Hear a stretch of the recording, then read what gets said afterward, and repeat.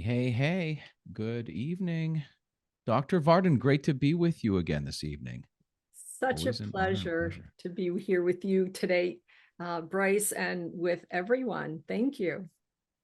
I think we have a really spicy topic on our hands this evening.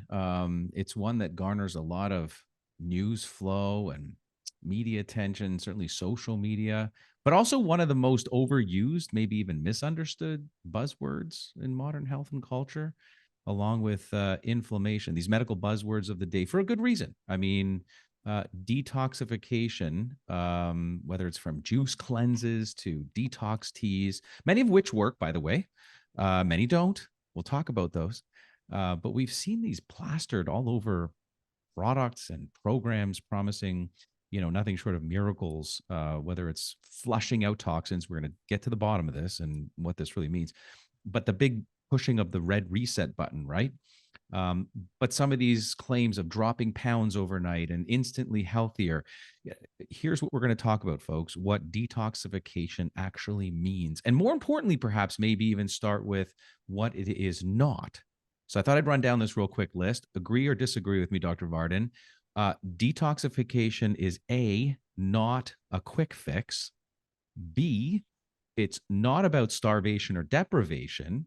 It's about nutrifying the body. We'll talk to you about how. It is certainly not number three or C, a one size fits all approach. And of course, we're all about that at the DNA company, personalized medicine, N of one, and understanding your genes and whether or not your particular detox genes are functioning well or not. And then, of course, five, detoxification is not really just about flushing toxins through specific organs. A little more complicated than that. Anything there you would disagree with? No. So I nailed it. Boom, boom, boom. Right away. Oh So yeah. when it comes to like not a quick fix, I mean, cleansing your body, it's not something that happens overnight, right? I mean, 3-day juice Oh, cleanse or a pill here and your body's well, clean. granted, you may, get rid of some things, but Quickly. yeah, Yeah. yeah. I mean, as far as like, oh, okay, a juice cleanse or something like this, maybe some toxins that are floating free and reducing some inflammation and whatever, or fasting. If someone's doing a, 72 hour, or, even extending it into a 5-day fast or something, yeah, you're going to be detoxing the body. But does it mean that you've detoxed everything and that's a one and done and you're also, no, no, there's more to Well, it than that. as it relates to deprivation or starvation, let's get this clear. That was my point two, or B, is that it's not about starvation or deprivation, but a 72-hour cleanse. And certainly intermittent fasting is neither starvation nor deprivation. It allows the Right. body for a process to clear autophagy. We're hearing more about this buzz word of the day, of course, for good reason. So, but starving the body and restricting from calories, getting into such deficit by cutting out entire food groups or maybe surviving on only liquids for an indefinite amount of time. I think that gives the illusion of cleansing, but it often can deprive the body of the essential nutrients that actually support these processes, which we'll get into. This is a very delicate Yeah. dance of biochemistry. The liver, And I for do, example. yeah, but I do want to bring up the clarification of the things that we're talking about, is that there are those cleanses that are short-term therapeutic. And then there is more long-term habitual, which is something that you had mentioned about that deprivation of entire food groups for long periods of time, where then your body is not getting the full spectrum of nutrients it needs for repair, for the natural detoxification processes. So we need to clarify that there is nuances and differences there. Sure. I was going to give the example of the liver. I mean, it requires very select amino acids, some of which we'll talk about, vitamins, antioxidants to neutralize toxins. We'll talk about phase one, two, three, even maybe four and five. These are sort of novel and new, not necessarily scientifically validated in a moment, but at least phase one and two and into phase three, none of which come from extreme restrictive diets, really was the bottom line. You can do these cleanses, which have some good evidence behind them, but most of which take a longer time than sort of this 2 or 3 day approach. Let's say to pull heavy metals out of the system. And I don't think we're ever going to get all heavy metals, dioxins, furans, and toxins entirely out of our system. The good news is that we're able to deal with a certain amount of toxins. It's when we sort of surpass that threshold, right? We get beyond that ability to cope, and it starts to burden and hinder our systems, given of genetic differences, that we then become symptomatic. Which, by the way, this is the whole idea of the not one size fits all approach, right? So just like we each have a unique genetic makeup, our detoxification capabilities vary. There's no universal detox product or regimen that would work for everybody. Right. And that we pride ourselves on that very premise at the DNA company. And then what are your thoughts again about this whole idea of flushing? I mean, I guess we're talking nuanced semantics here, but you know, I don't see it personally as it sort of targeting one part of the body, because it's such an interconnected system. Relying on multiple organs: liver, kidney, skin, gut, lungs. In fact, we've recently, and I wrote about this in fact in my last book. Have come. I think it was 2012 was sort of ground zero when we discovered the lymphatics, right? The brain's ability under certain circumstances, some more favorable than others, sleep hygiene being sort of one of those things you want to master. The brain, under certain circumstances, is able to flush through the CSF, the cerebral spinal fluid, toxins out of itself. But when those optimal sleep hygiene circumstances are not in play, you're overwhelmed. Your brain's overwhelmed by toxins. So this whole idea of flushing, or might be so simple as to, like, I'm going to choose my liver today and flush the liver. What are your thoughts on that? Yeah, no, it's we are a systems biology. We can't silo our particular organs. They work together. It is all interconnected. And the thing is, with the lymphatics, this is, I think, an underappreciated system. And unlike the cardiovascular system, the lymphatics does not have an active pump like the heart does for the cardiovascular, pumping the blood through. Lymphatics gets moved through movement with our muscles, with the, like, if you've ever heard of lymphatic massage or dry brushing, because it goes through and is interwoven throughout all the systems, the tissues. It is in through the extracellular matrix, meaning the area, the milieu that is outside of all of the cells, because it is picking up, cleaning up all of the garbage, all of the metabolic waste from the cells. It gets put outside of the cell to get picked up by these garbage collectors, brought through, through the lymphatic system. We have our lymph nodes. There are different sections of lymph nodes throughout the body. But it is through that movement and through massage that we keep it going. But we have to make sure that we are moving. And this is, like I said, this is where lymphatic massage, dry brushing, rebounding, which is like those small trampolines, and you just kind of lightly bounce, that helps to get the lymphatics, flowing and draining. It's So something. Go ahead. The No, I was glymph. going to say, so lymphatics and glymphatics, they're two systems, right? They're two Oh, systems absolutely. They among a are, they're connected. But like you were talking about, the glymphatic in the head, cerebral spinal fluid, the glial cells actually will shrink up to 60% of their size to allow for that, like, machine wash cleansing, to get, proteins and toxins and kind of clear that out while you are in deep sleep. And then it will start blending through, because it still has to be processed through the liver, one of the major organs in detoxification. right. So they are connected. They're separate, for the main part, but then they drain and then connect together. So that way it can get into the main system and clear out. I would say separate together is a great way to describe the detox pathways, the interconnectivity of the glymph, liver, kidneys, lungs, skin, another huge organ responsible. That's the whole sweat. In fact, that pathway itself is more efficient at sweating out and detoxifying heavy metals than, kidney or liver clearance pathways. So before we get into these pathways, though, in deep discussion, let's talk about what detoxification is. In fact, we agree that it's this complex ongoing, every day, every second of everyday process that your body's equipped to handle. Some of us do it better than others. That's the DNA. But every day, your liver breaks down chemicals, your kidneys filter waste, your skin releases, and your lung releases. We pee it out, poop it out, sweat it out, breathe it out, right? We hear about this sort of rhetoric all the time. All of your body's natural detoxification systems, and we all do it, some better than others. The question isn't whether you need to detox, it's how do you support your body's natural detox pathways effectively, and I would say even safely, because safety efficacy is number one priority at the DNA company. Of course, anything we say in this webinar, by the way, is for educational purposes only, and you always want to talk to your doctor or pharmacist before doing or starting anything particularly related to enhancing detox pathways. Because, by the way, guess what? If you're taking certain medications, we might even get into a sprinkling of pharmacogenomics tonight. That's the DNA responsible for what medications are best for you. And it's heavily based in the science of how you detoxify and metabolize these medications. So let's dive into detoxification science. How it works, these real ways to enhance it. And of course, why many popular detox trends, might be a little bit more fiction than fact. But actually, before we get into the science, should we sort of model up the poll and I see what think that people would are be a great thinking? idea. Yeah, because this way we're able to set the stage to answer your questions, which we'll do at the top of the hour. We'll understand where your brain is at and what you guys are all thinking tonight.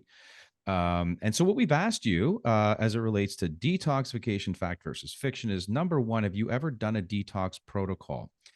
Happy to hear that 70% of you have. Interested to hear about what those are. But 70% of you say yes. Have you tried the second question that we asked? Have you tried any of the following detox tools or habits, lifestyle, tech, for example?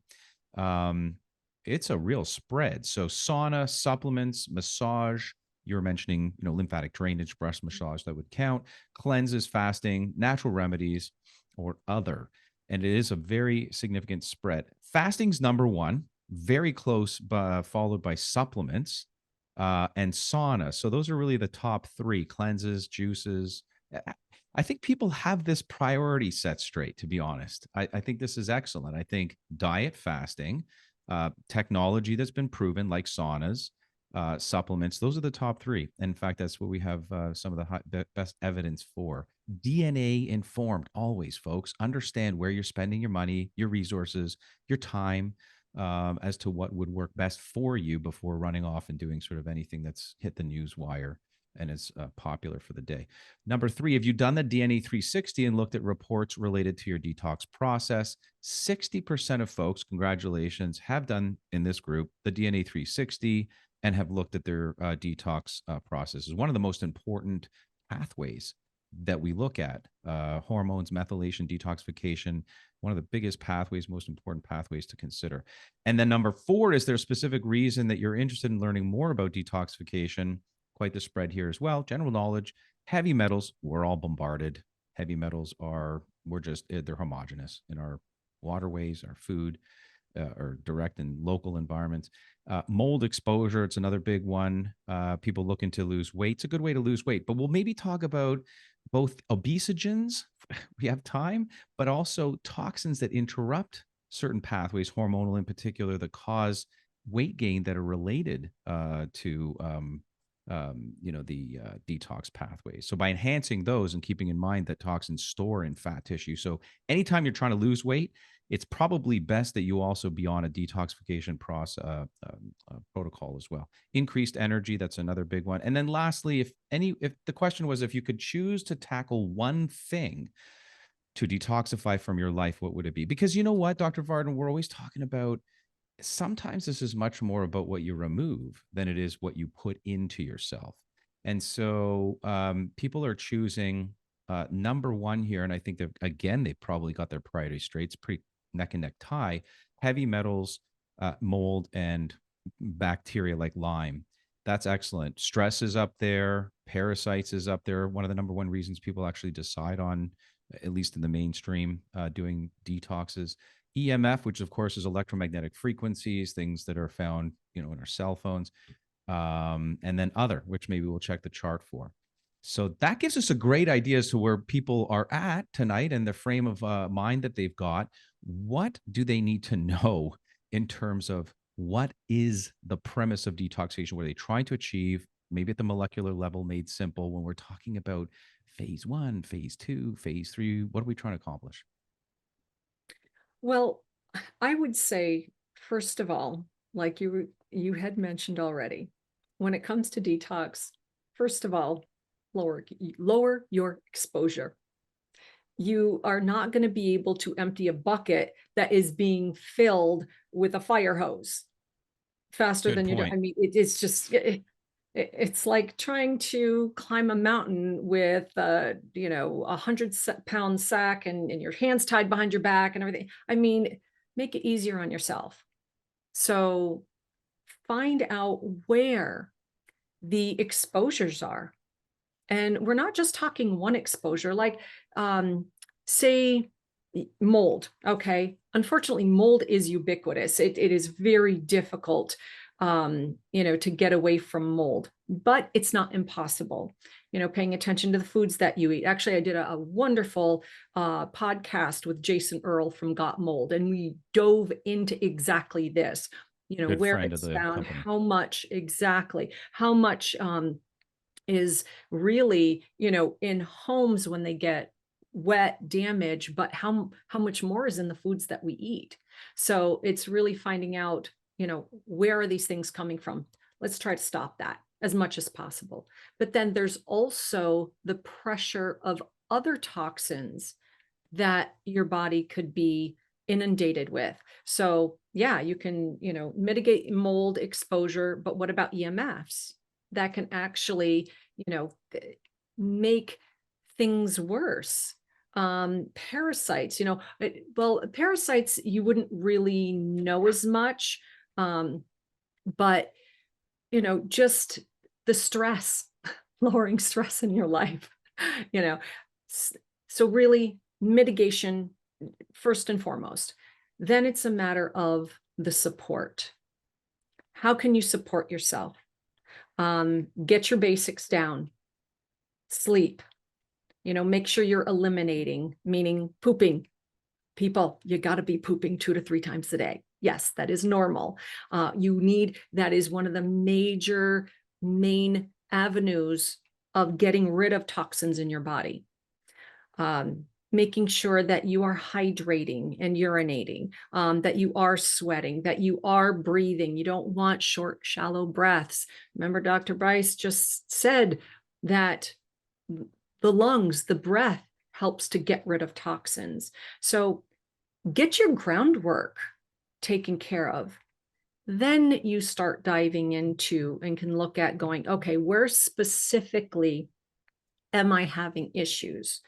If you still have amalgams, like the silver, you know, well, it looks silver, but the amalgams for in your teeth, that has mercury. You could have mercury poisoning. You know, again, figure out where is the source coming from. You know, if you do have parasites, if you do, and a lot of these things can be determined through testing.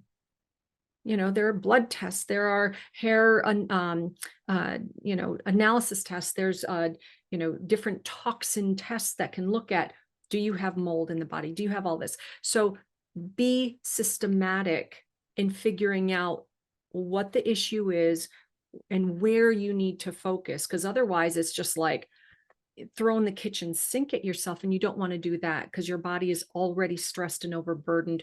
You don't need to cause more issues, more stress on these organs. For sure. Do you agree I with that? I do, and I think, yeah, and I think before we get into, you know, the how specific detox genes work and how some people are better than others, because 60% of the folks here have had their tests done, they can weigh in as to where they are on that scale. But others, 40%, is a significant bunch of you, about 40 of you at least on tonight's call, that haven't even done your DNA 360. So this is your chance to really step up and really determine to what degree do you need to focus on detoxification and take that opportunity. Your health's an investment, not an expense ever. It's the best investment you can make. But the science behind it, you know how I explain this to my patients in the most simple form, as at least it pertains to phase one, phase two, and even phase three. So how well we do these different phases to pee it out, poop it out, sweat it out, breathe it out, right? Mhm. And how what we'll talk about is glutathionization pathways work. Is I explain it like making dinner. Phase one is when you grab the stuff out of the fridge that you've done the shopping for, and hopefully it's healthy. Because as you said, we want to start by avoiding putting toxins into ourselves so that exposure counts. So healthy food, you're cooking, you're making dinner, and then you're always going to have waste. You're going to have the biological remains that are compostable. You're going to have recycling, tin cans, et cetera, cardboard, and then you're going to have true, waste that's going to go into landfill. So some of us, depending on the jurisdiction you live, have these three compartments. Let's call it. That's phase one. How efficient are you at that? Phase two is simply bringing it to a storage tank, whether it's your garage or it's down the chute in a condo. Those efficiencies are the ability to, in the body at least, we talk about this water solubility. In the case that we're bringing trash out to some other holding tank temporarily, in the body, it's making this water soluble, preparing it for the last stage. And the last stage, part two of the phase two, essentially, is hopefully when the city comes and picks it up, right? And they take that garbage away. So you put it out curbside, city picks it up. You don't have to think about it anymore. So some's gone to recycling, some's gone to compost, some's gone to actual landfill. But we all do those steps differently and with some degree of variation in efficiency. And so that is the glutathionization, these families of genes called GSTT1, GSTM1, GSTP1. But the idea is to take the waste in our body, because by the way, toxins occur just from day-to-day living, right? We're not just talking about the ethereal plumes of smoke that, bombard us from industry, or again, heavy metals in our waterways or in our amalgam fillings, or dioxins and furans and phthalates and parabens, and the list is extremely long. We spoke off camera about the list being, considerably well beyond 80,000 toxins in our environment that we never had to deal with a few thousand years ago. So anyway, the idea is to get this water soluble that in phase three, which is very important, the gut, we'll talk about that, has to eliminate it. You poop it out, you got to sweat it out, you got to pee it out, and you got to breathe it out. The lungs are involved in these pathways as well. It's unspoken about phase three. This is the science of detoxification. This is what we work with individuals to improve depending on their individual abilities or genetic prowess to upregulate typically that phase two, making stuff water soluble so that it's easier to eliminate. So tell us about, like, expand people's conscious awareness when it comes to genes, Dr. Varden, please. We're talking about the whole cytochrome P450 system. What the heck is that? I briefly mentioned glutathionization, superoxide dismutase. We do a good job of this, but it is nuanced and it is detailed. Yes. So going back to the phases, detoxification phases, just to let everybody know that the majority of toxins that that we deal with, and we're talking exogenous, the stuff on the outside, and endogenous, the stuff on the inside, like estrogen metabolites. Okay, so these toxins are usually fat soluble, Right. and the main purpose, like Dr. Bryce has been talking about, is to make these fat soluble toxins water soluble, so they can be mixed with the bile and serum to be pooped out and peed out.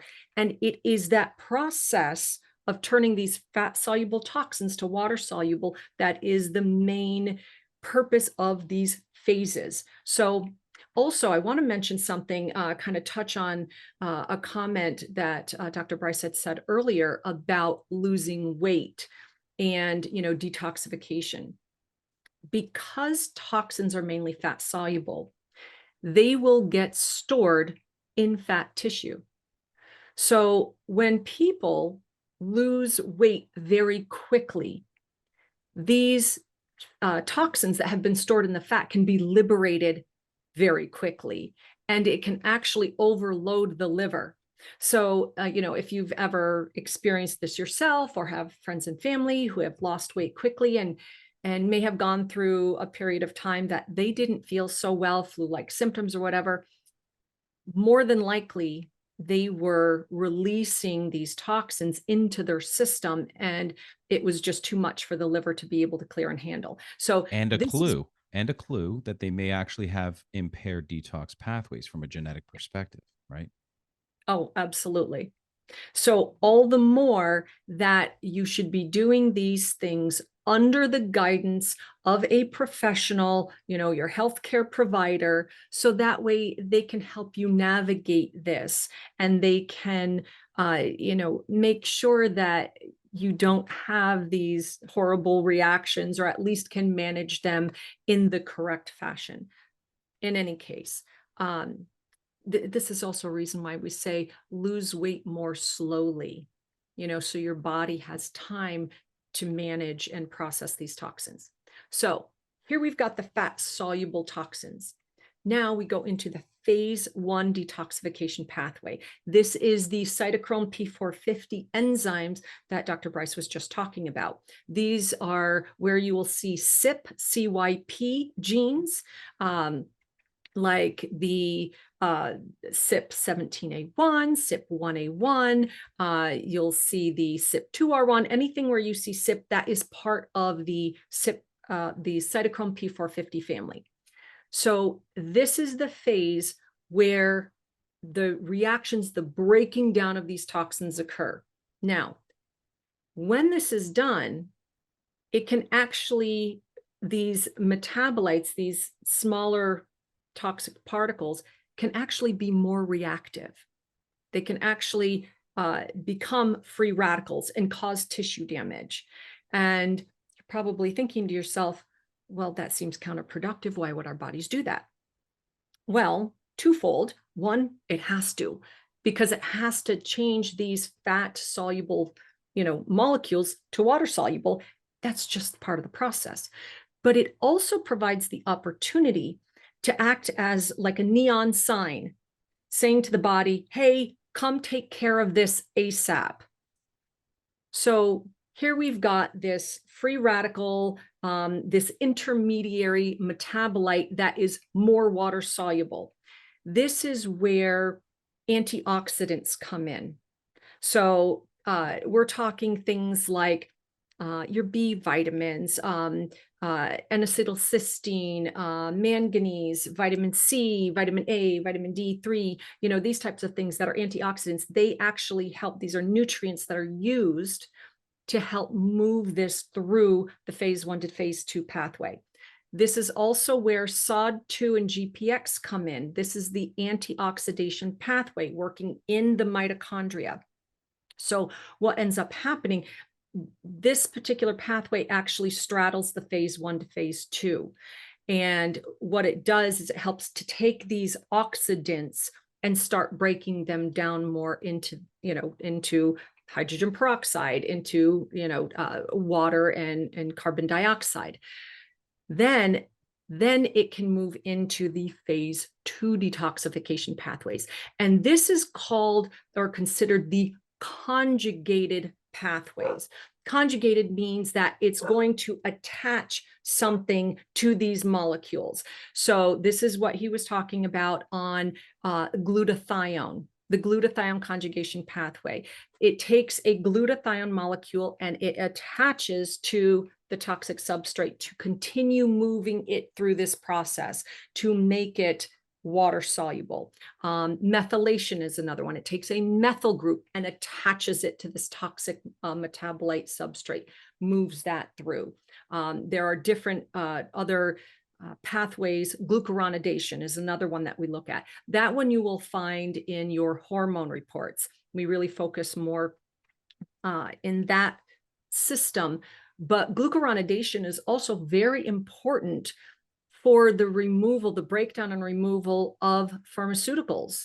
Up to, I remember reading like 40 to 70% of all pharmaceutical medications, glucuronidation plays a hand in, for that breakdown and removal. So looking at these genes are really important. Glucuronidation, you'll find the genes are the UGT genes. And of course, we've already mentioned about the glutathione conjugation pathway. Those are your GST genes. There are 3 of them that we report in the DNA 360. That's your GSTT1, GSTM1, and GSTP1. And then, of course, we've got all of the genes in the methylation pathway, which we actually look at 7 of them, because there's actually 2 MTHFR genes that we test and report, along with like SHMT1, MTR, MTRR, the FUT2 gene, and we can't forget about COMT. That is the last enzyme that works in the methylation pathway, because it is what puts the methyl group onto that toxic metabolite. So that covers the genes that we look at and report in our DNA 360 that are associated with like the phase 1, phase 2 detoxification pathways. And of course, phase 3 is when these now water soluble metabolites, they combine with the bile and are flushed out with the feces, with serum, urinated out, and etc. Right. Great summary. So kind of like a bunch of tiny little workers in your body, these enzymes, right? We talked about cytochrome P450 or the CYP, glutathione, GSTs, UGTs. We talked about methylation, lot there. But if you got all these enzymes in your body that's helping you essentially get rid of the bad stuff, toxins that you take in from food, air, your metabolism day to day. First, they change the bad stuff into a form that's easier for you to handle. That's like separating the trash I was talking about earlier.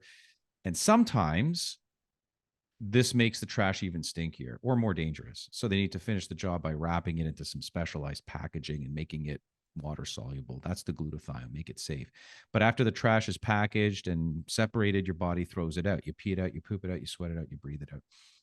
And glutathione is one of the most important helpers because it wraps up a lot of the really bad trash, protects your body, your house from getting damaged in the process. So what are those things, if that's a segue perhaps into how we optimize detoxification pathways? You skimmed over very quickly, but I want to accentuate these nutrients, both from a dietary perspective, because we want to eat more foods that help us do this. And the general categories of these foods are the cruciferous vegetables, right? Kale, cabbage, mustard greens, kohlrabi, Brussels sprouts, broccoli sprouts. What am I missing? All of the Your family dark that leafy greens, they dark really help leafy greens, support right? your methylation pathway, along with providing many other nutrients. And sulforaphane, right? Yep. The sulfurous donating things that help us make more glutathione. And then, of course, the other sulfur donating foods, onions, the allium cepa family, right? The chives and leeks, onions, garlic. So, and you want to eat a rainbow of fruits and vegetables every day, satisfy that. Lots of fiber, both soluble and insoluble fiber, because that's more of a functional binding of toxins. When your body eliminates them, a lot of them come through bile that the liver produces. You want to bind that stuff and move it out. Again, poop it out.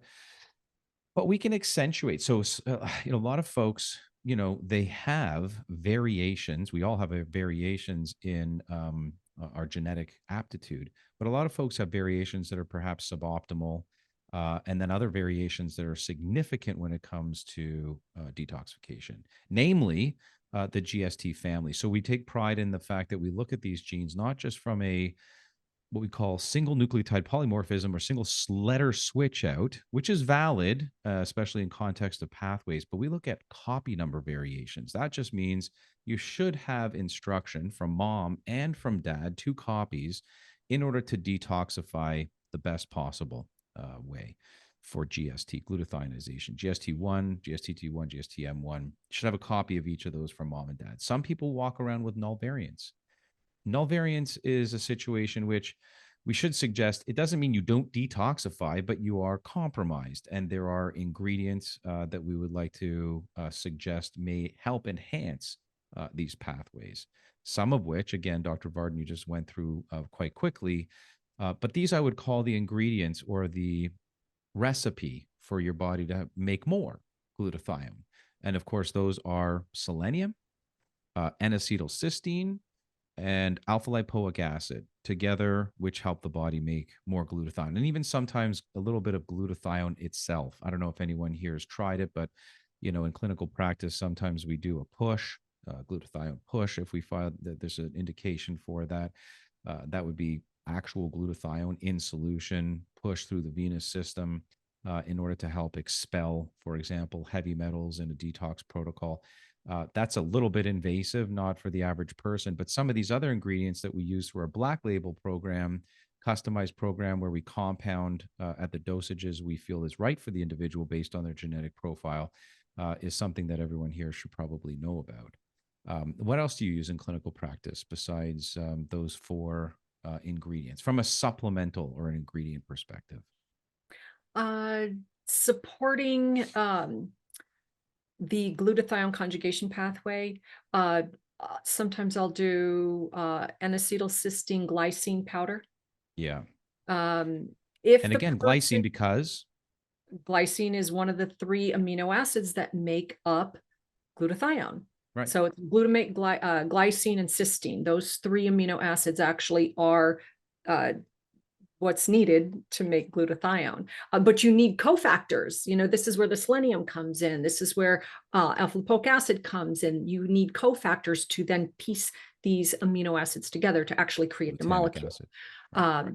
So, of course, if the person has a particular profile that could possibly lend to them being able to handle glutathione, say orally, a liposomal glutathione can be helpful. But I do have clients who have done the glutathione IV, especially if they are in more of an acute nature, that is most beneficial. But of course, you do have to have that done, by a licensed healthcare provider. Right. So, okay. So if we were doing, let's choose methylation.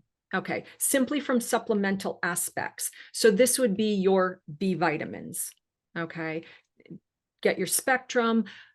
But when it comes to B9, folate, or B12, cobalamin, that your genes are really going to dictate which form would work best for you. For example, we actually look at the SHMT1 gene. Depending on if you are if say you're homozygous with a GG, then you would be able to handle the methylated form of folate. So you could take 5-MTHF, okay, 5-methyl tetrahydrofolate. And for say you have a suboptimal variant, the A, okay, whether you have it heterozygous, meaning you'd have like a GA, or say you're homozygous AA, the methylated form would not be the best form of folate for you. You really should go with an adenosylated, but you're not going to find adenosyl folate in supplemental form. The way you would find it is in folinic acid. So, this is where knowing your genes can really help personalize the supplementation to support your detox pathways. And then, of course, for cobalamin, the B12, we're looking at the MTR gene. If you have a G version variant in there, then you really shouldn't be taking methylcobalamin. You really should be taking adenosylcobalamin or hydroxycobalamin. So again, your B vitamins are really the major players for the methylation pathway. I mean, there are some others if you want to, throw those in, like trimethylglycine. So Well, other, and methylation is very tied into the detoxification pathway. So is the antioxidant, or those genes that control antioxidation or neutralizing of free radicals, as you alluded to a little earlier on. All of these pathways, otherwise hinder and or support the end stages of how we end up clearing these things. But I wanted to take a second on the theme of avoidance first, we've got actually just taking a peek of some of the questions that have come in, and we're going to get to those soon. But avoidance first. I love, for example, the environmental working group and this Yes. lists that they've made. It's not entirely complete, perhaps, but you can check products, for example, your cosmetic products. They've in fact got this really wonderful cosmetic database, and also, walking through different rooms in the house and how to minimize on the initial exposure. And I say all that because it's one excellent way to sort of check against what you might be bringing into your home by way of cosmetics and personal hygiene products, and even flame retardants on your curtains, for example. But and we've spoken about that in other webinars. But there is a type of toxin that some individuals just have no choice around including, at least temporarily, until they seek out other ways in which they might be able to further optimize against side effects of this toxin of which I speak of, and or even switch it out entirely for more natural ways. And that is pharmaceuticals. Some people just don't have a choice. They have to take certain medications because they're in a certain state of health and have to minimize symptoms. So what people don't necessarily understand is that not some, not most, but all drugs that you put into your system have to be detoxified, and not just to clear out, but actually broken down in order to become active in the first place. So when you ingest a drug, your body's working hard to actually, and this is oversimplifying, of course, but split it into an active and a metabolite. And then eventually that active has to become also water soluble. You got to pee it out, poop it out, breathe it out, sweat it out. We offer pharmacogenomics testing. And so this is so important because this is, I mean, key for personalized medicine. So what we're not saying is get off your medication. We may, help again untoward a protocol that helps to minimize the side effects of certain prescription drug medication. In some lucky instances, we can find alternatives where maybe some prescription medication that's working with a clinician isn't necessary, or there's healthier alternatives. But pharmacogenomics provides key, crucial insights into how individuals' genetics makeup affects their response to medication. So here's just a couple of reasons why. First, a personalized response. As I mentioned, genetic variability within respect to the cytochrome P450 that you alluded to and you described very eloquently, Dr. Varden. These enzymes are responsible for breaking down a lot of drugs. How well do you do that? So understanding your metabolic profile allows you to tailor, or your doctor to tailor, drugs that are better for you, and even dosages, or even choose alternatives. Then there's minimizing drug reactions, or ADRs, adverse drug reactions. So that's important because it can help prevent those in the first place by allowing your doctor to, avoid prescribing drugs that are going to cause harm based on your genes. And then there's making sure that the drug is the most efficient, like optimal drug efficacy, right? So pharmacogenomics allows your doctor or clinician you're working with the best drug choice and dosage to ensure that you're having the best therapeutic response without a lot of trial and error prescribing. And the biggest one, I think, is in context of that, mental health treatment, especially useful in psychiatry, where antipsychotics, antidepressants, mood stabilizers, and so forth. SSRI is one of the most common things. Variations in genes in the cytochrome P450, 5-HTTL-PR we test for, TPH2.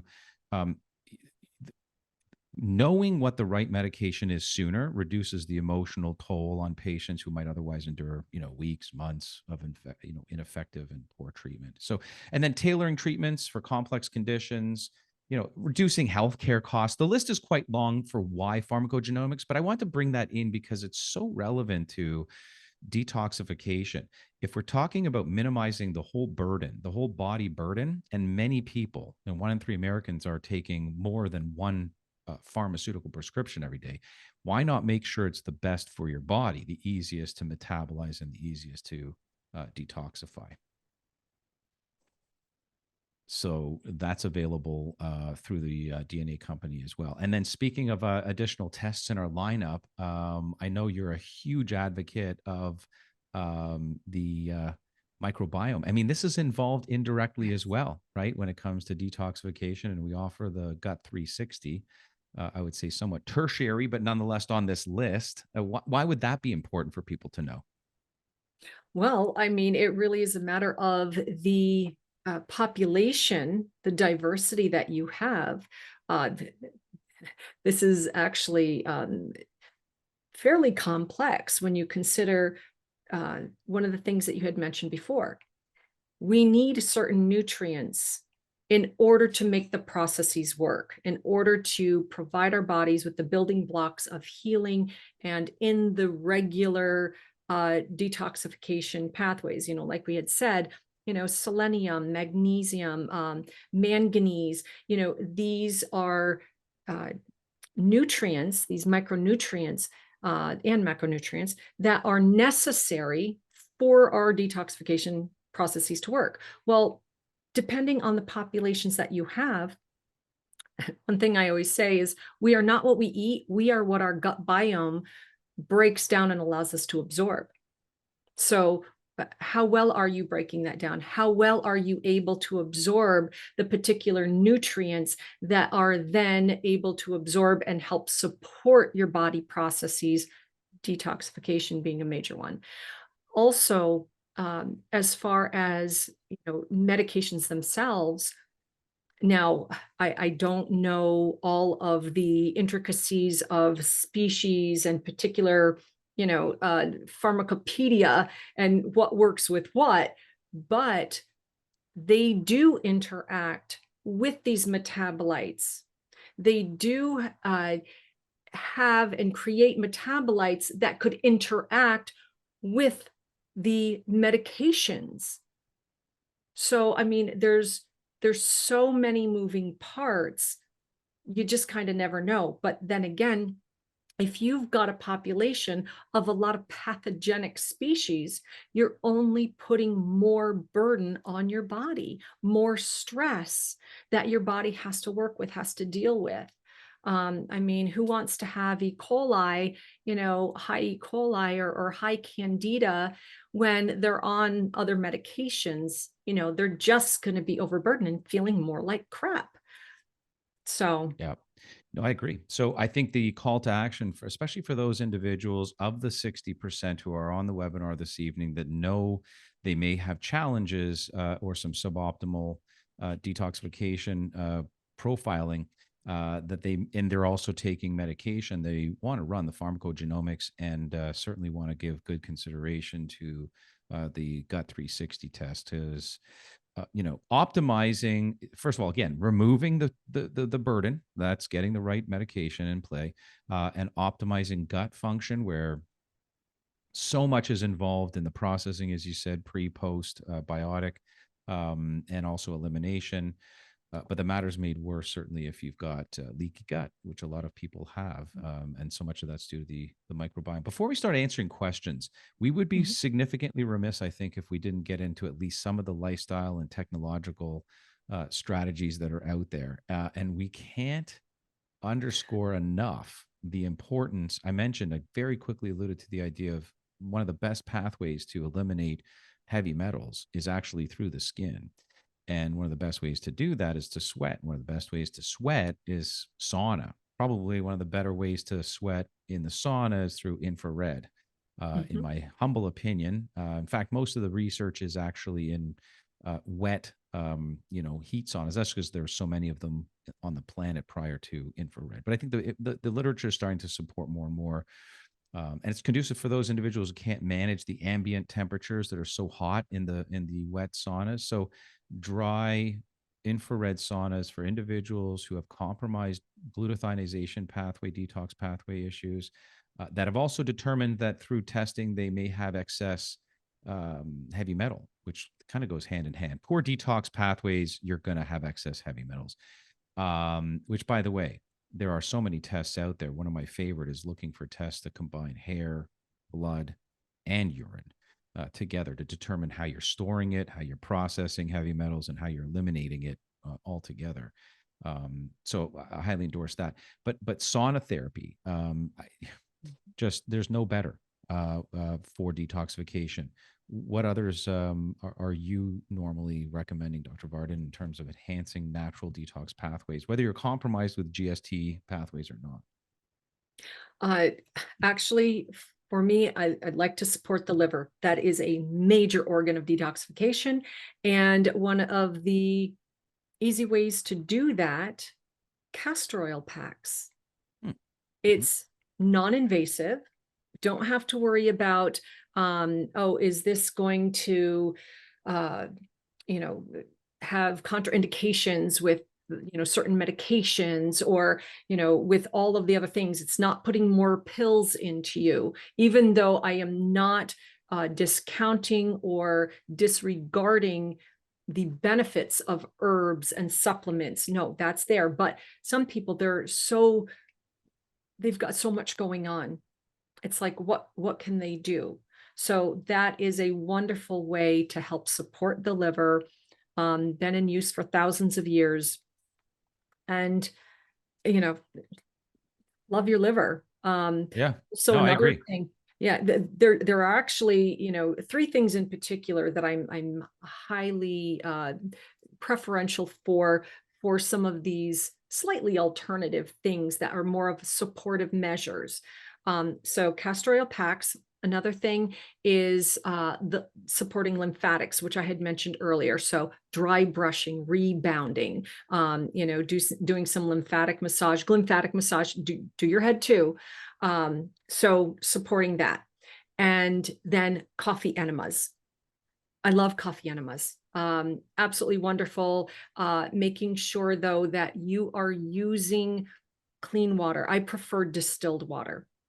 You don't want to be bringing in more toxins in your body by using like tap water, or something that has a bunch of chemicals, because your colon's going to be absorbing all of that. So using distilled water, using an organic therapeutic coffee blend, because that palmitic acid in the coffee, direct access to that hepatic portal that helps boost its efficacy, the way that it's working, and helping to eliminate, the crap, literally, that, is stuck in the crevices and crypts in the colon, because it's not like this smooth tube, there are crevices, and need to clean all that crap out. So I love Yep. those three things.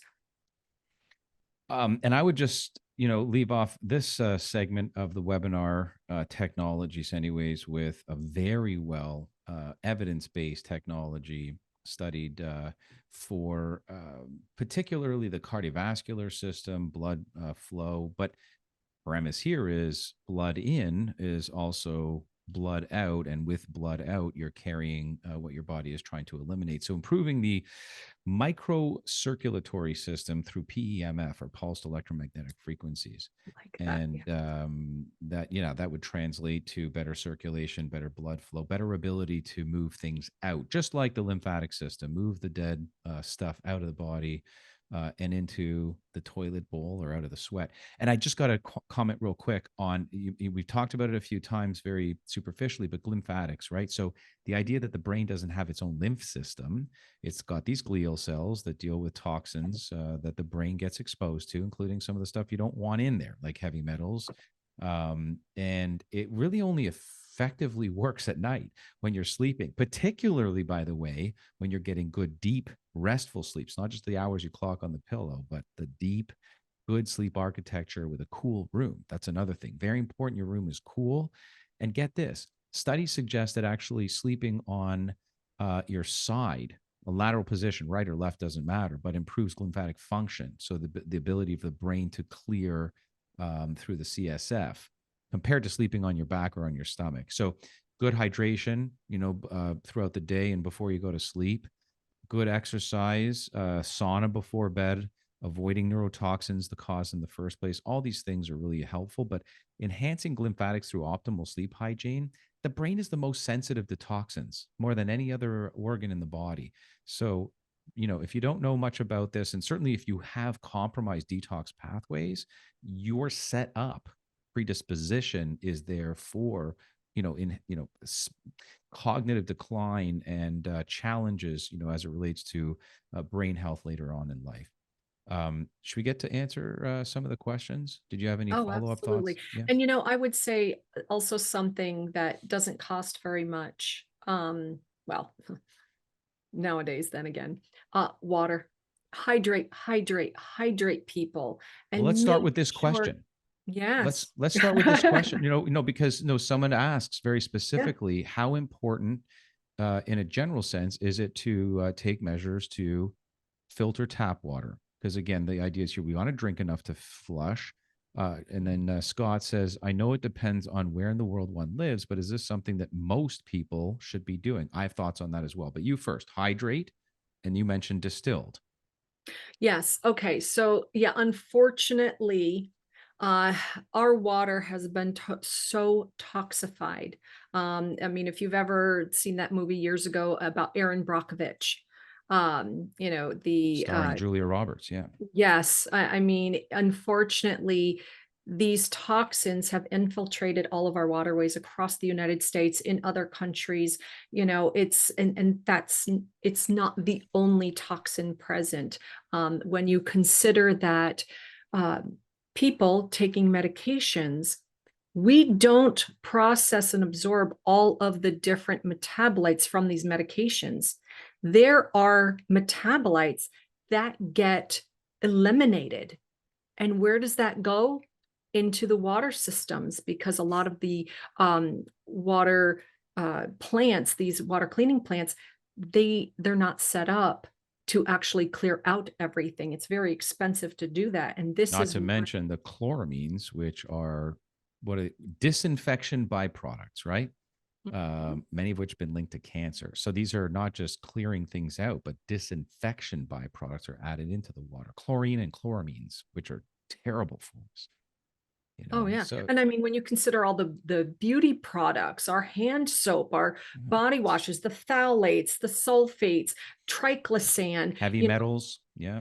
I mean, our Pharmaceuticals, by the way, which you can't, you are ingesting other people's birth control, and that's a fact. That's not getting, but so bottom line, I think what we're saying is if you don't want to be the filter, you need a filter. And whether that's RO yes, or it's distilled or whatever it might be, remove, and you need it in your home because the city might have you drink, let's call it safe. I don't know. Is it maybe it's safe?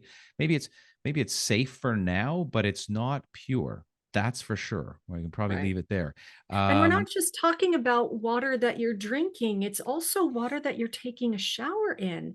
yeah, Remember that your right. skin, the Full of largest organ, chlorine. it's absorbing, these chemicals, these toxins. That's why, we talk about, healthcare products.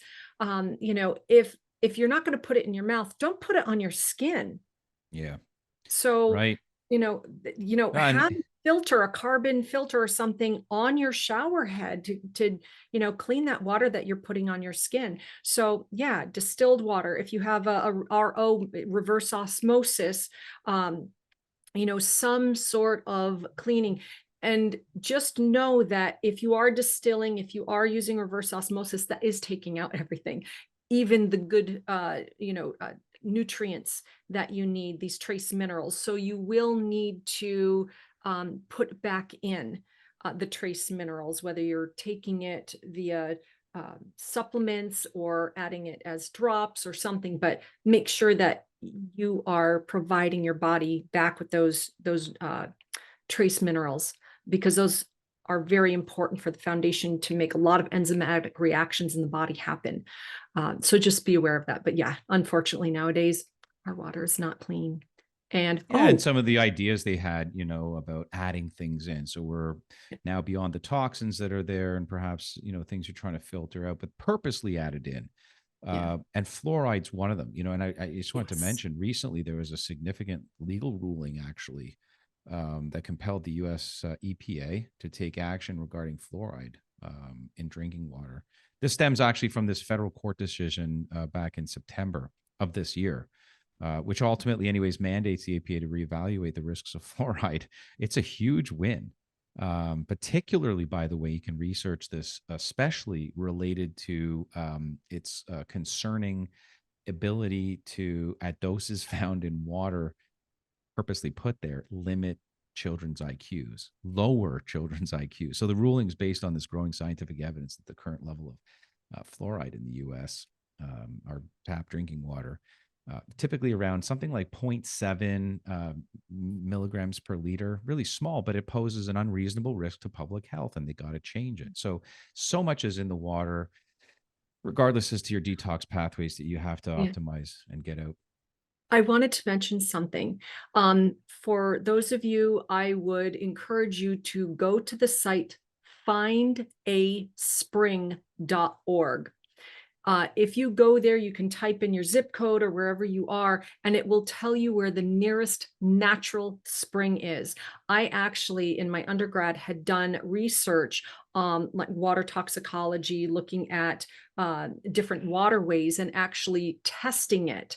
And so I'm very aware of how all of that works. But I actually had gone to a couple of natural springs, like from the mountain, and it had, the pipe coming out, and that it was so clean and clear. I tested it, from many metabolites for a lot of different things. And it was the only sample that stayed clear and clean for over a year in the lab. Just amazing. So I actually get my water. I mean, I have a tabletop distiller, but I get my water from local springs. So if you are lucky enough to have one within a driving distance that you are able to get to, I highly recommend go to findaspring.org. So Oh, awesome. So Lou's asking, I've had colonic hydrotherapy, coffee enemas, lymphatic drainage, had metals and amalgams removed. I hope that was with a biosafe dentist. What else can I do for detoxification? Great question. So uh, at the DNA company, we have clinicians that can work with you depending on its DNA informed. And since you've obviously already undergone a whole bunch of different detox therapies, some perhaps better evidence than others, we can offer a very tailored approach, and then evidence base it. We call this bookended testing, functional testing. So we know your genes, then we're going to maybe run some blood and urine, and some other tests perhaps to identify where your lifetime detoxification systems are at. These are called organic acid tests and others. And then implement a intervention, a strategy that might actually support liver health.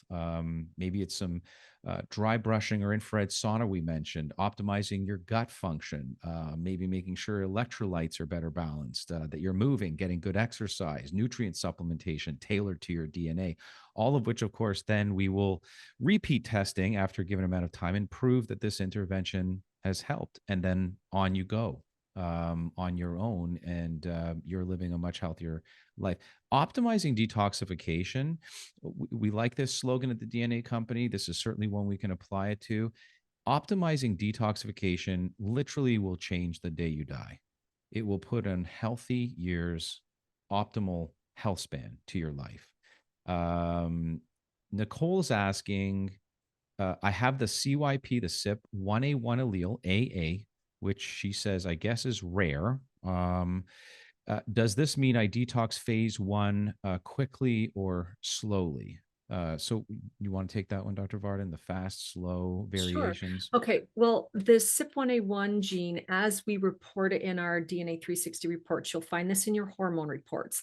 And what that deals with is the metabolization of an estrogen into one of the metabolites, which is actually the 2-hydroxyestrone metabolite. This is considered a beneficial metabolite, especially during the menses years when you're bleeding. And that the AA version is the optimal version. So you Fast. are, you're actually doing it, converting that a little bit slower, which is actually what we want. We don't want it to be done too fast. We want it to be done at such a rate that the liver can handle it, that it's working slowly. So if you have, I don't know if many of you have seen previous webinars that I have done where I showed the sex hormone pathway chart, and it has like red light, green light, yellow light, and it's not a matter of good and bad. It uh, explains the speed at which that particular enzymatic reaction is happening. And for the metabolites, it's optimal to have them be all red. We don't want them to be metabolizing super fast into these inflammatory metabolites. We want to have it done at such a rate that our body can handle, basically, like I had said about the toxic bucket. We want to be able to dump that toxic bucket, to empty it faster than it's being filled. So in this case, that speed is at such a speed that we're able, to empty it faster than it's being filled. So it's not necessarily like, phase one is quick. You're taking a larger umbrella, because phase one detoxification covers a lot of different reactions: oxidation, reduction, hydrolysis, hydration, dehalogenation, so many different phase one pathways that you can't just take one gene and say that it's all of your phase one pathways. Okay. Right. So, and I know that that's a kind of a loaded answer, but just be aware that that's optimal. Things are working well. So there's the answer. Oh, you know what I wanted to say? Based on the other question that we had about that gentleman, Scott, doing a lot of the detoxes and these particular protocols and things, I wanted that to be an opportunity for us to mention myth busting. And I say that in the way that detoxification is not a one and done, because we are constantly being exposed to toxins that particular detoxification therapies or protocols, or even just your basic maintenance to support your detoxification pathway.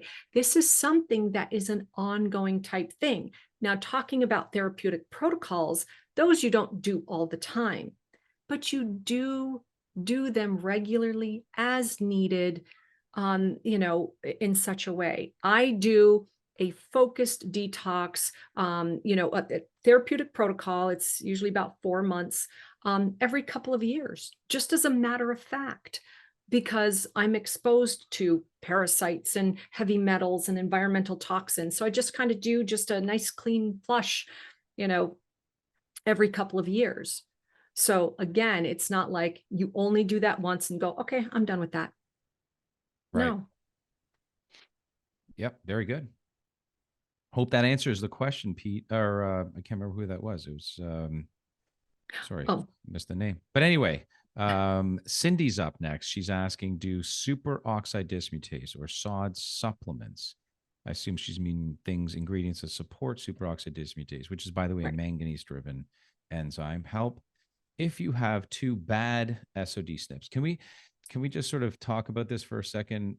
They're suboptimal, optimal in context, and no one has perfect genes across the board. I hate to refer to as bad and good. It's just what genes you have, cards that mom and dad dealt you.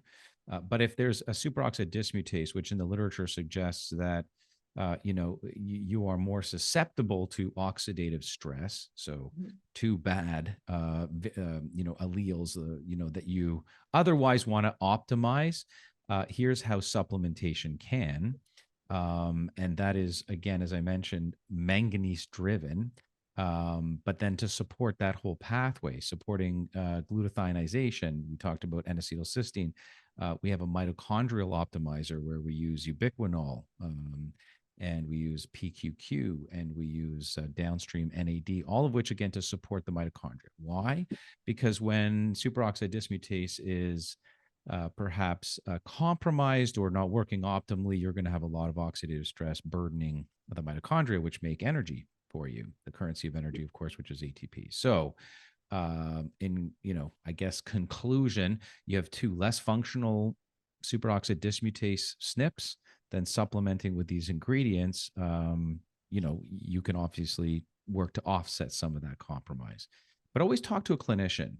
Get customized. It's never about one gene.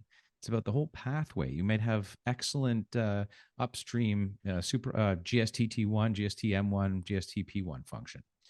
Do you have anything to add to that?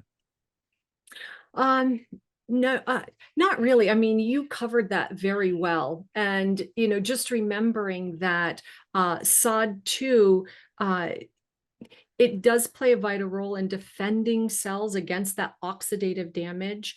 And remember that I had mentioned that this happens in the mitochondria. It, works and kind of straddles that phase 1 to phase 2 detoxification pathway. And, really it's a matter of supporting or, with the compounds Dr. Wild was talking about, but it's also seeing the job that it's doing as an antioxidant. You can also support it through other supplementations, things like Pectosol or C60. These are very strong antioxidants that can help. But then again, please make sure that you check with your doctor before starting any new medications, any new supplements. This is strictly educational information. We're not saying get on these things. These are just things that we have found in literature, in science. And actually, we have interviewed the CEO and founders of the companies that make these. So you can always go back, the C60 Purple Power and Dr. Isaac Elias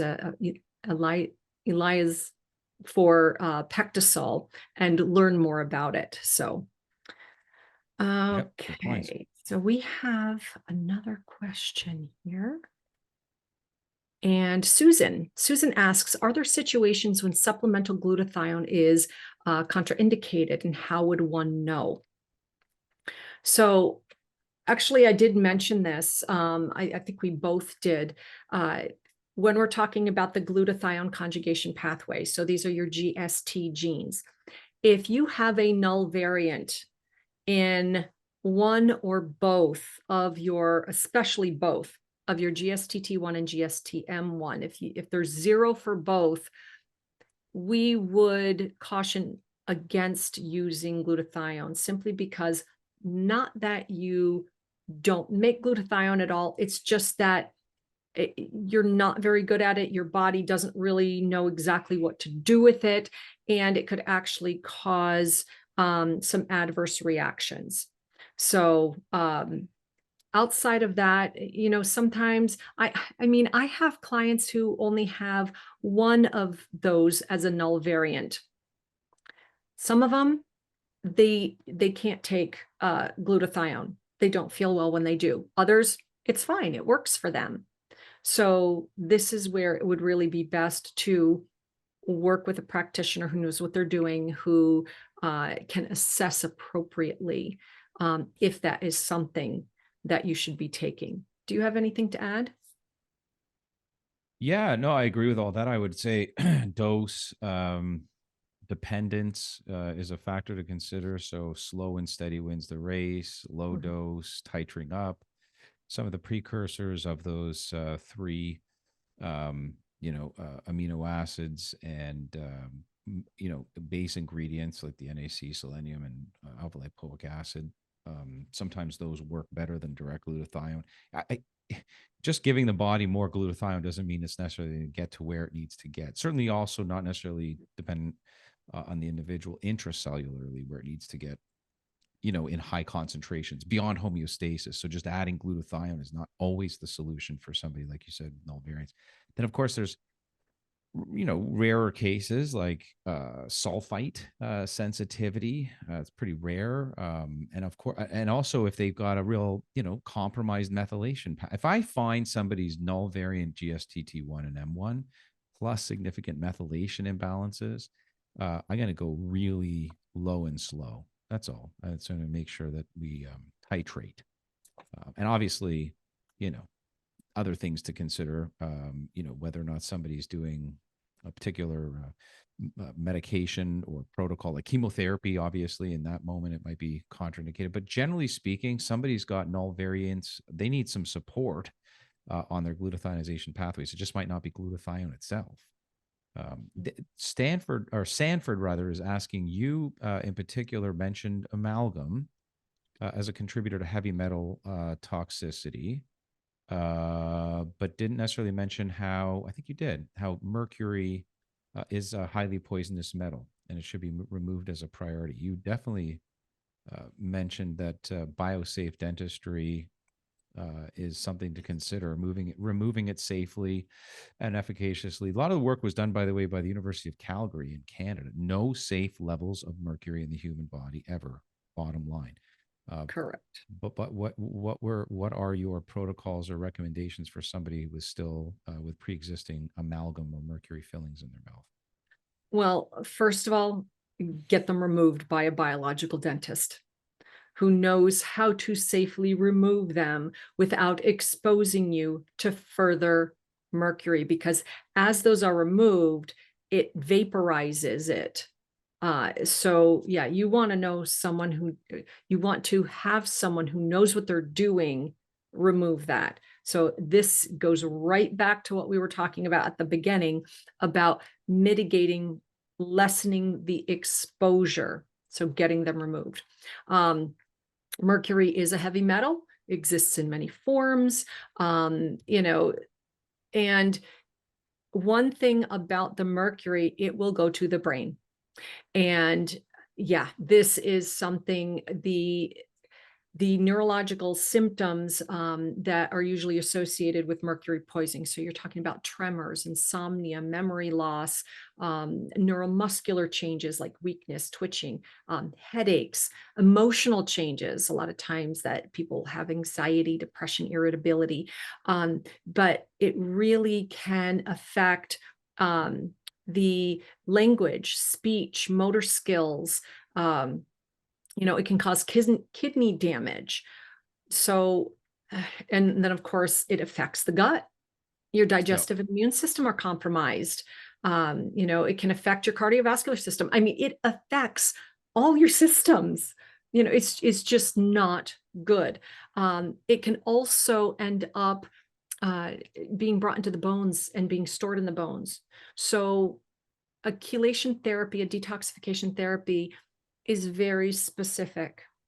It is something you definitely want to work with something. This is not something you want to willy-nilly and just go, oh, let's find out what the biggest craze is on TikTok and let's do that. No, when you are detoxing from mercury, you really should be working with someone who knows what they're doing.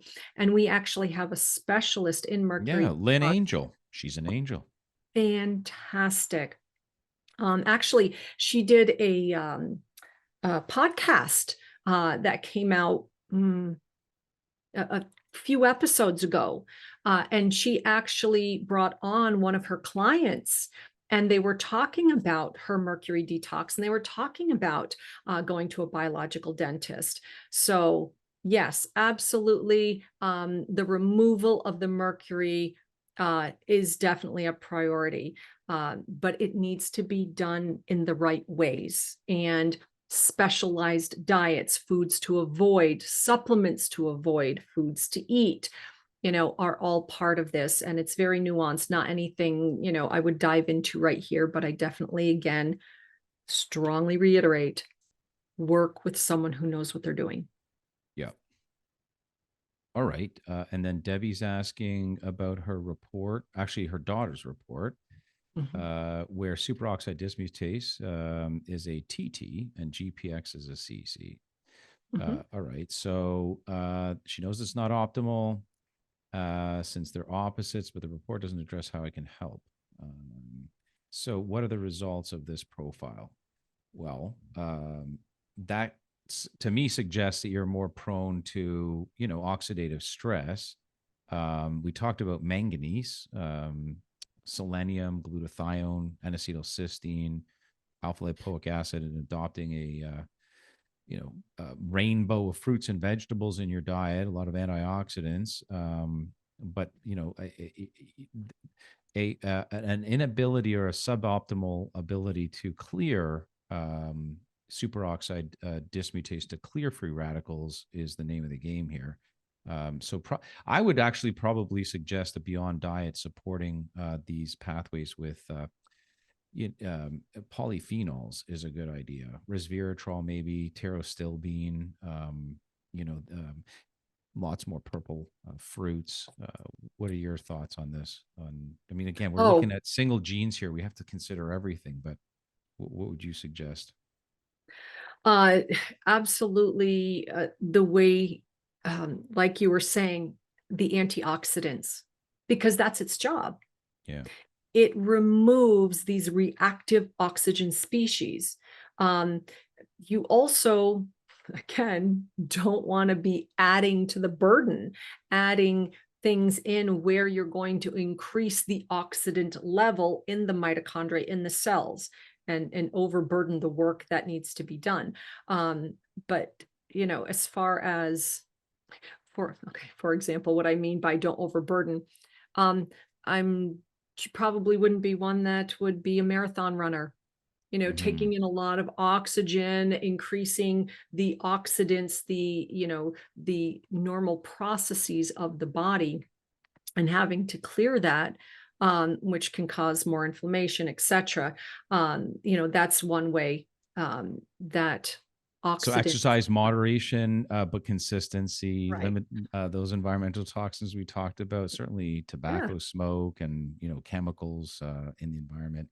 This is a soup for inflammation, right? So an anti-inflammatory diet, lots of omega-3s and the letter vitamins, depending on what your genes say about them, but vitamin A, C, C, E. E, Yeah, these are fantastic antioxidants. So right. make sure you are having foods rich in that. Always lean into foods first. And, as he said, polyphenols. Um, Lean into the foods first, but then, excuse me, you can always do supplements. Yeah. So focus on those antioxidants. I have a lingo for this, and I call it, well, at least in one of my books, who's holding the aces. Think of a deck of cards. ACE and selenium. Those are the guys you want to upregulate, and even a handful, not even like 5 or 6 Brazil nuts a day. And then GPX, of course, is selenium driven, where superoxide dismutase is a manganese driven enzyme. So manganese, selenium, these are important. Deborah's asking, how can somebody with null genotypes of GST1 and GST1 detox steroid meds for asthma? The steroidal pathway slightly different. So asthma, it's funny because there's some literature that supports that the correlation is quite high, and yet the sulfite factor I said mentioned always like some rare chances that people with asthma have a reaction to glutathione itself in supplement form. So that's a paradox nonetheless. Correlation to asthma and autoimmune and infectious disease with null variations is quite high, but if you've got null straight up GSTT1 and GSTM1 genotypes, compensating for liver function, and if you're so depending on what, if it's just the purple puffer, that's not going to directly deplete glutathione levels. That's not really going to get processed through liver or phase 2. um, but consulting with a clinician and somebody who's going to work you through all the rest of your genetics is probably going to get some more formidable suggestions going on here. I think that if you've gotten all variations, again, the message tonight is certainly consider a pharmacogenomics panel to make sure that the medications you're using, including these, are optimal for you. Would you agree? I would. Yes, that's a wonderful summary. And always use your resources, but definitely work with a healthcare practitioner. Remember, this information is educational. And we are here to support you. If you want to get in on one of our programs, we can work with you. But I think you provide such insightful information. So we have one more question, and I And with think a I minute left. will answer. Yeah, I think I'll answer this one since I had brought up the castor oil packs. So Barbara said that she had thought to use castor oil packs overnight to get the 1 to 3 a.m. liver active time. Then she read it should be done at 1 to 3 p.m. when the liver is most at rest. And what do I advise? So, as far as that goes, it really depends on your goals and how your body responds to them. So, there are those two different approaches, whether you do it 1 to 3 in the morning, 1 to 3 in the afternoon. So, let's take a look at the 1 to 3 in the morning, that overnight time. And why that time? Well, according to traditional Chinese medicine, the liver is most active during the time between 1 and 3 in the morning. And of course, that's when the liver's detoxifications processes are believed to be at their peak. So, using the castor oil pack during that time might support its natural cleansing functions. Um, so, some of the benefits as far as the overnight that can provide that continuous gentle support while you sleep and aligning with its peak activity. Okay, so some downsides: some people find it a little inconvenient, uncomfortable to wear overnight. Of course, that kind of depends on the type that you use. I actually use the Queen of the Thrones. It's organic cotton. It's much more comfortable. It's I don't get it on my nightgown or sheets or anything. As compared to using like flannel and a plastic wrap. Much different. But it can disrupt some people's sleep, especially if you're sensitive to any of those types of sensations or a slight increase to body temperature. Now, let's compare this to the afternoon usage, that 1 to 3 p.m. So, why would you do that time? Well, in traditional Chinese medicine, the liver is thought to be at its most restful state during this time. And they believe that using the castor oil packs in the afternoon helps to relax and rejuvenate the liver, providing more support, gentle detoxification. And of course, um, that can be beneficial, especially if you're looking to reduce inflammation, improve digestion, support the liver without overstimulation. Obviously, since your liver is less active during this time. Some downsides to that, though, is that it might be less convenient, especially if you have a busy schedule. You may want to relax, lie down at least for an hour while using the pack. And if you're out and about or sitting at work, that may not be very convenient. So really, again, it's how do you respond to it? What is it that you are trying to get out of it? I would just say, try it both ways. See what is most convenient. See what works for you. Make yourself your own N of one. Be your own science experiment and, check it out, because either way, it's going to be helpful. So let's just see what would be most helpful to you. But again, this is for educational purposes. Before you do anything like this, please check with your doctor. Very well put. And in today's world, understanding your DNA, your genetics, that is key. Of course, as we've been discussing tonight, in context of detoxification, to unlocking optimal health. So whether it's fine tuning detox pathways, managing your stress response to medications, or personalizing your nutrition or fitness or hormones, DNA can empower you to take control of your well-being. And by the way, tonight we've got a discount, which is live, $50 off, no code needed, to gain these actionable insights into your unique genetic blueprint. So don't miss the chance to optimize. Get your DNA 360, your PGX test, which is the pharmacogenomics, your gut 360. Take control of your health, and do that by visiting our site and exploring the power of genomics. Your future self will thank you. And thank you, Dr. Varden, for your wisdom and excellent information. As always, an honor and pleasure to spend the evening chatting about detoxification with you, among other things. So we look forward to the next one. Much appreciated. Thank you for your brilliance. Thank you, everyone, for joining us. Have a good night. Thanks, everybody. Have a great night. Cheers.